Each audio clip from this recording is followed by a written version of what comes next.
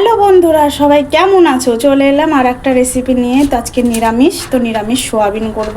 এই দেখো সোয়াবিন আছে, তো দেখতে থাকো। এই দেখো বন্ধুরা, আমি জলটা আগে চাপিয়ে দিয়েছিলাম, তো জলটা গরম হয়ে গেছে, ফুটতে লেগেছে। তো আমি সোয়াবিনটা দিয়ে দেব। সোয়াবিনটা দিয়ে দিলাম। আমি সোয়াবিনটাকে সিদ্ধ করে নেব বন্ধুরা।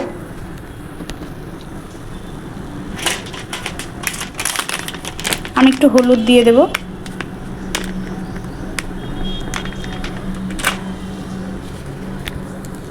আর একটু লবণ দিয়ে দেব।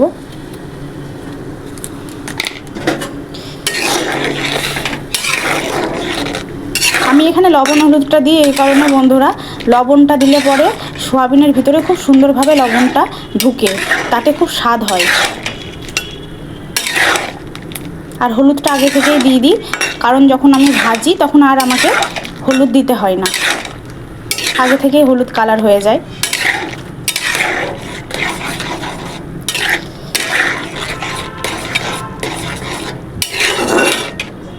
তো বন্ধুরা দেখতে থাকো। এই দেখো বন্ধুরা, কড়াইটা তেপে গেছে, আমি তেল দিয়ে দেব সোয়াবিন ভাজার জন্য। তেল দিয়ে দিলাম। আর সোয়াবিনটাকে আমি ভালো করে সিদ্ধ করে নিয়ে ঠান্ডা জলে ভালো করে ধুয়ে চিপে নিয়েছি।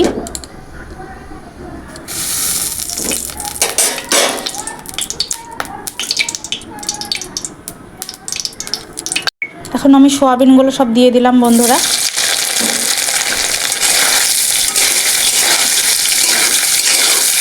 ভালো করে ভেজে নেব সোয়াবিনটা।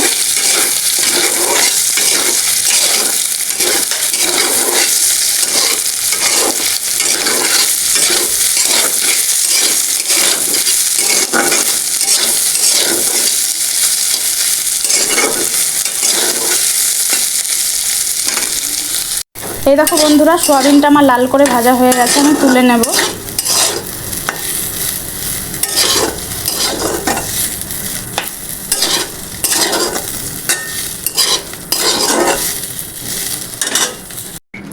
এই দেখো বন্ধুরা, আমি সোয়াবিনটা সব তুলে নিয়েছি। তো আমি কড়াইটাতে আরেকটু তেল দিয়ে দেব।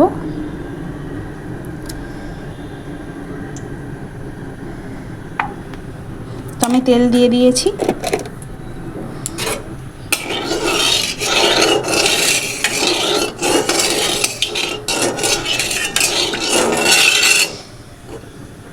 তো তেলটা তেপে গেছে, আমি জিরা দিয়ে দিলাম ফোড়ন।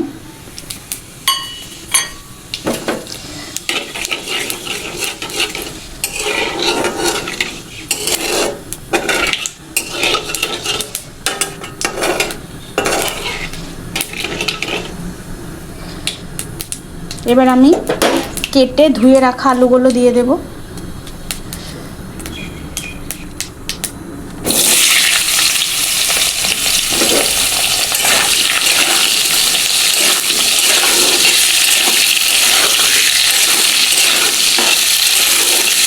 এবার আলুগুলো একটু লাল লাল করে ভেজে নেব।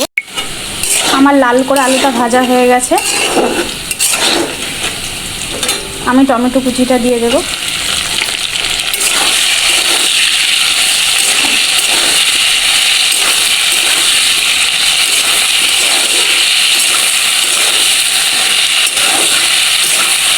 টমেটো কুচিটা দিয়ে একটু নেড়ে নিলাম।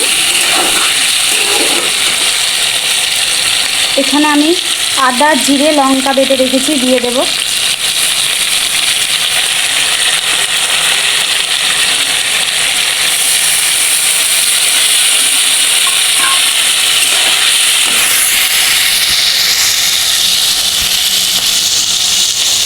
হলুদ দিয়ে দেব।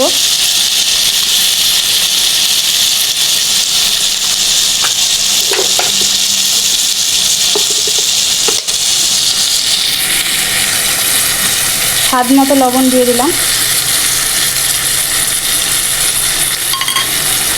আর একটুখানি চিনি দিয়ে দেব।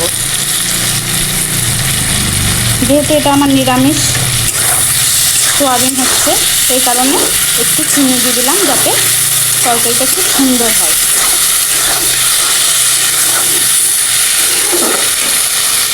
ভালো করে আমি কষিয়ে নেব।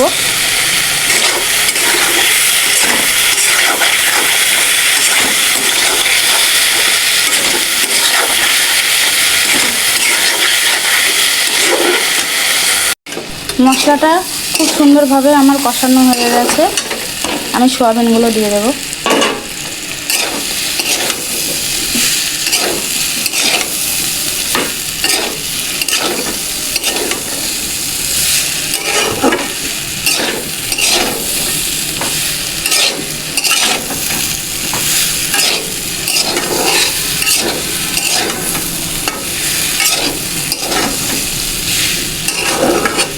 সয়াবিনগুলো দিয়ে ভালো করে নাড়াচাড়া করে নিলাম।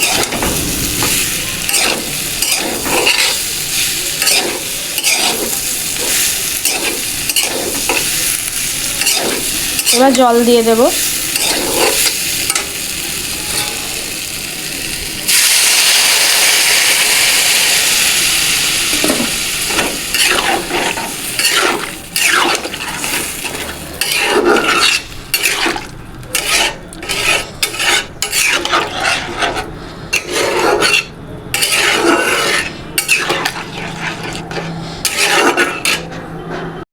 এই দেখো বন্ধুরা, আমার সোয়াবিনের তরকারিটা পুরো হয়ে গেছে। আমি ঘি দিয়ে দেব 1 চামচ। ঘিটা দিয়ে দিলাম।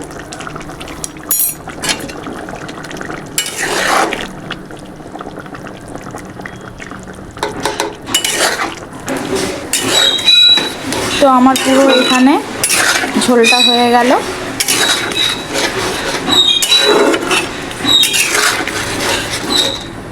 এই দেখো বন্ধুরা, এরকম টাইপের রাখলাম। এবার আমি গ্যাসটা অফ করে দেব।